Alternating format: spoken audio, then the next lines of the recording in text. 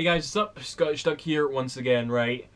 Before we begin, I just want to say that I'm not feeling all that up to snuff right now. I think I've caught a wee bug or something. I'm like, but the house all shaky and cold, even though the heater's up to fuck.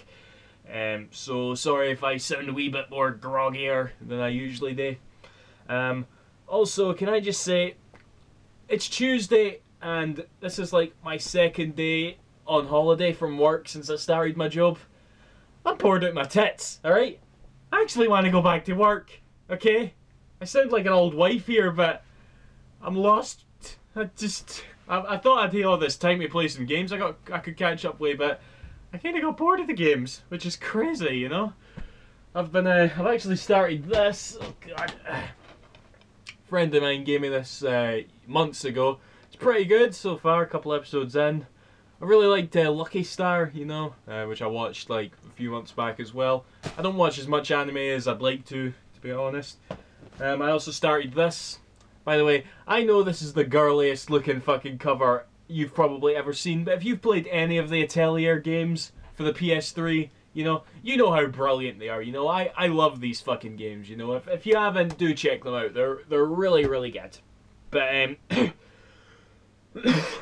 sorry, excuse me. Anyway, on to the title of this video, which is sort of a review on Etrian Odyssey 4. Now, this isn't necessarily going to be an in-depth review of the game itself, but rather how I feel about this sort of game, you know, because in all honesty, I've still no beaten it, you know. I actually checked my 3DS activity log thing, and I've played this game for 40 fucking hours. And it's funny, I just remember looking at it and I'm like, whoa, I put that long into it? Holy shit! And it's basically gotten to the point where I'm like, even though I haven't beaten it, I haven't beaten the last boss, I feel like I've gotten everything I wanted to out of it, you know?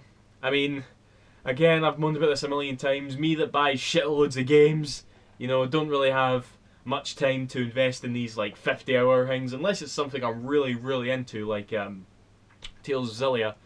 I'll typically just play a shitload and call it quits there. Not to mention, this game isn't really exactly heavily story-based, so there's not too much incentive to make it to the end, unless, of course, you're really liking the challenge and you're really enjoying it, which I was, but again, there's other games coming out. You know, there's fucking Harvest Moon and Soul Hackers coming out this Friday, which I want to start right away. I want to start Soul Hackers right away. I'm really looking forward to that.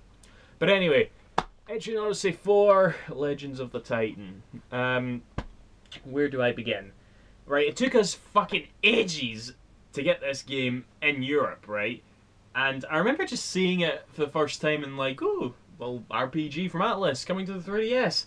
When are we getting it? Really? And what makes it worse is that the newest game in the series, Etrian Odyssey Untold, also for the 3DS, is coming out in America on the 1st of October. Fuck knows when we'll get it. It's supposed to be a semi-remake of the first game. But as I said in my last video, I'm confident that we are gonna get it, you know, because I've more faith in Nintendo for bringing games over now. So I'm sure we'll get it. We'll just have to wait fucking ages. But yeah, this game was really, really, really fucking hard. Aye, that's probably the best way to describe it. Hard as fuck, you know. And you know, as Atlas games typically are, you know, if you're familiar with your Shin Megami Tensei, your fucking Trauma Center, you know. These are games that are just like, your Catherine as well, you know, that was a brilliant game. They're just designed to make you fucking rip your hair out, they're that hard. But this is a first-person dungeon crawler RPG, you know, kind of reminiscent to, I don't know, games such as Legend of Grimlock, or I don't know, I'm not really that big into the whole dungeon crawler thing, but this is sort of a JRPG version of that as far as I can see. You know, you've really got to keep your strategy about you, you've really got to, you know, every step you take you've got to plan ahead, which is further complemented by the fact that you actually draw your own maps in this game, which is a really nice touch, you know, I think that's pretty awesome. But you fucking lost my train of thought. Yeah, it's fucking hard, right? I've got the first 3 games up there. I've not really any desire to go to them at this point because of how hard this was. Because I got past the first world. There's 5 worlds in the game, by the way, and I got up to the final boss of the second world, and it was at that point that I turned it down to casual difficulty setting. I showed weakness. All you Etrian Odyssey fans probably hate me for it, but I did it, and I don't regret it because I enjoyed the game a lot more as a result. You know, rather than having to spend hundreds of time grinding and working out strategies and all that, I was just able to play it more casually, which was really nice, you know. One thing I want to say, right, you know what I didn't like? Okay, see games like this, and another example being Dragon Quest IX for the DS. I don't like it when a game gives you the option to make your own party members, you know? And the game basically encourages you to swap your party members about all the time, you know, like this party set is suitable for this boss, or this party set is suitable for that, you know? I like it when it's just a default party that you've got to build up yourself, you know, just like in the Tales of games or many other RPGs, you know. Because what that says to me is, okay, so I've got, like, more party members than I can handle, but I've got to make sure they level up, as well as this other thing that's leveling up, and I'm already spending shitloads of time leveling up my primary party, and it's just, you know, you can waste hours and hours on this game, basically. I didn't do that. I just stuck with, you know, the same party throughout. And I didn't have too much difficulty. I imagine you Etrian Odyssey veterans out there will be like, you know exactly what parties to use and all that to get the best out of the experience. But and my fucking camera died there, and I don't have my charger with me right now, but yeah.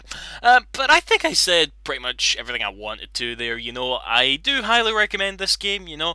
Just be sure when you go into it that it takes a wee bit, well, not even a wee bit, like a lot of commitment, you know, to, you know, a lot of, grinding, a lot of preparation, you know, to really sink your teeth into it. Not that that makes it bad, oh, absolutely fucking not. It's just, you know, this game definitely has sort of its own audience, and I'm not necessarily part of it, but I still came away from this enjoying it, and when we get Etrian Odyssey Untold here in Europe, I will gladly pick it up, you know. But yeah, despite my desire not really to beat the game, my experience with it was a really positive one, but yeah, roll on Shin Megami Tensei Soul Hackers on Friday. So yeah, see you after, guys. Thanks for watching. Bye bye.